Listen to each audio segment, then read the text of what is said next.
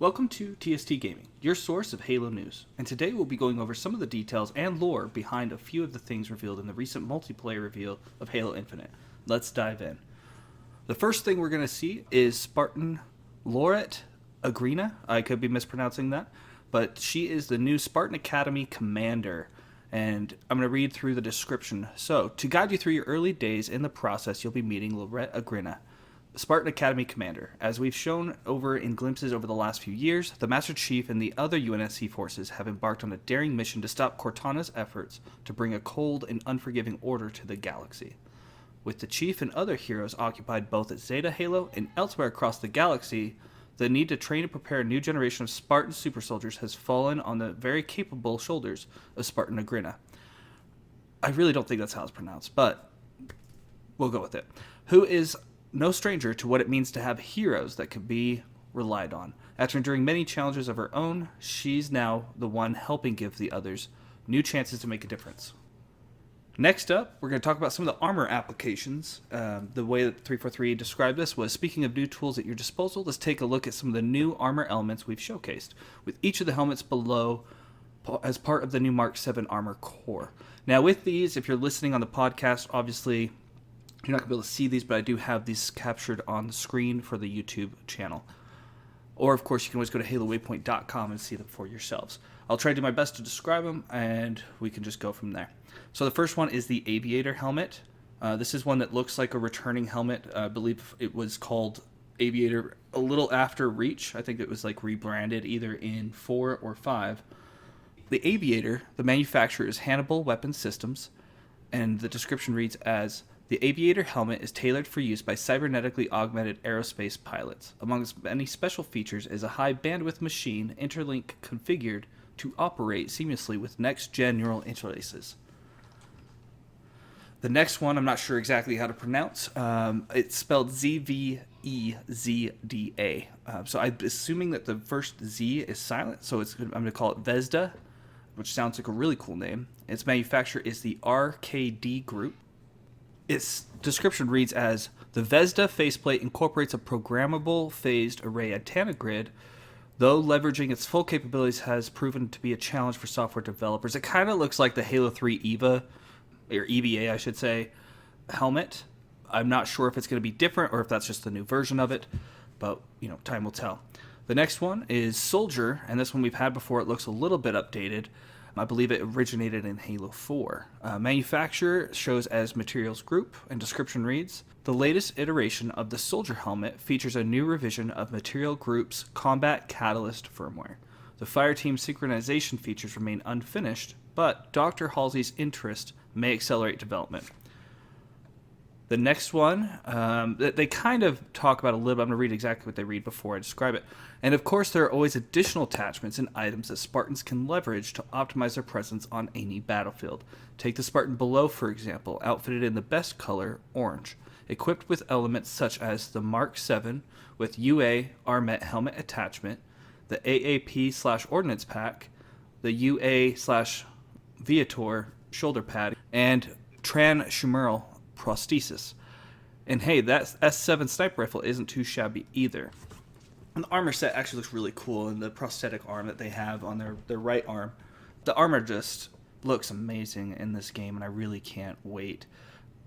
Then introducing the Mark 7s, which is the latest iteration of the Mjolnir armor, is going to be really cool to see all the customization options available. Alright, so now we're going to go into weapons a little bit. They revealed, it looks like 2 according to this episode of Canon Fodder. First one is the Skewer, which looks like it's a Banish-made item, and it looks like it's going to be a heavy weapon, a power weapon. Good against vehicles, like a torpedo gun. It is almost how it looks like with a bayonet in front of it. So the Skewer is described as, it's Jiralhane design originating from before their alliance with the Covenant.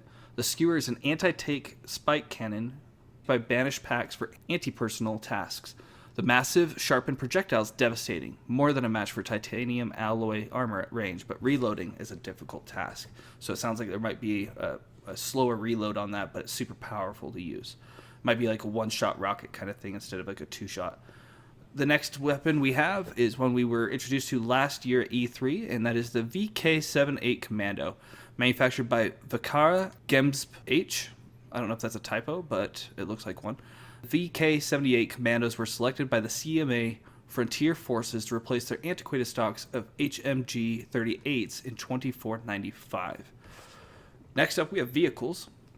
And their description says, of course, it wouldn't be Halo without a variety of stalwart steeds to ride into battle with. Let's take a look at some of those examples now. The first one is the Banshee. Again, all of these are going to be red instead of the usual purple, as it is reflecting the banished faction. It says, Calum Workshop, Attack Flyer. The Banshees that dominate the local banished occupation fleet have been thoroughly optimized to increase armor and combat durability, but also to maintain the base chase's core performance aptitude. I wonder if that means that it's going to actually have a little bit more armor than the standard Banshee. It does definitely look more armored, or if that's just a little bit of lore. Next up, we have the Chopper, which is returning from Halo 3 and Halo 3 ODST. It says, Bolraki Workshop Attack Bike. The shared knowledge of 6 disparate clans contributed to the refined and imposing chopper design that now permeates the banished ranks. Its raw firepower and visceral locomotion provide their forces with the perfect tool for both breaching and demoralizing any enemy presence. Last up for the banished, we have the Ghost. Ryukta Workshop Scout Bike. The Ghost has proven to be as versatile as a mainstay in the banished garages as it was within the Covenant. This particular iteration focuses on forward armor while also providing enhanced firepower. Maybe it'll be a little bit slower, I'm not sure. Now we move on to the UNSC. Wasp, AV-49 Attack VTOL. Fast to produce and easy to maintain and optimize, the AV-49 has seen increased widespread use in environments and scenarios where versatility and low-profile operations are at a premium. Next up, we have the Razorback, M15 Light Tactical Vehicle. This is actually one I'm very much looking forward to. This is the one, if you recall, that you could put like a rocket launcher or fusion core or even objectives in the back of it while you don't have to carry it while you're inside of the vehicle itself. Its description reads as, originally a specified offshoot of the traditional Warthog, the latest Razorback model is a result of a robust design study that incorporated learnings from rigorous testing programs on several virtually uncharted worlds. Even without onboard weapons systems installed, the up-armor design and increased payload capacity makes the Razorback an equally viable option on the battlefield alongside its more ubiquitous porcine cousin. One thing you may have noticed in various multiplayer gameplay shots is the presence of a personal artificial intelligence unit. For obvious reasons, it's only natural to expect UNC, or anyone really, to be reticent when it comes to any sort of interaction with AI given recent events. That being said, the reality is that these constructs in various forms remain undeniably integral to a large portion of the foundational systems in place for 26th century life, in particular when it comes to the military. However, necessary precautions aren't unwise to uphold, and UNSC has maintained limited integration of more rudimentary constructs, tailored to a variety of specializations. For example, meet LUMU, one of the available constructs you'll be able to try out and have assist you in your Spartan training and combat endeavors. The description of LUMU reads as, LUMU constructs share a common citation calculus core with AI used in the fields of finance, providing a distinctive cost-benefit approach to decision-making assistance. That being said, they aren't quite as fun at parties. And underneath the picture of LUMU, next to a crouching Spartan, it reads, there are others and they are fun. So LUMU might be our first AI we get a chance to utilize. It's the one that looks almost like the superintendent of sorts from ODST. So it's kind of a nice nod back to that game. Finally, we're down to maps. There are a total of 5 maps that were introduced to through the multiplayer reveal this week. The first one is Behemoth. It has survived for 100 millennia, but this ring still holds fast to secrets yet unknown. This particular map looks kind of like a relic in a way in terms of the sandy beaches.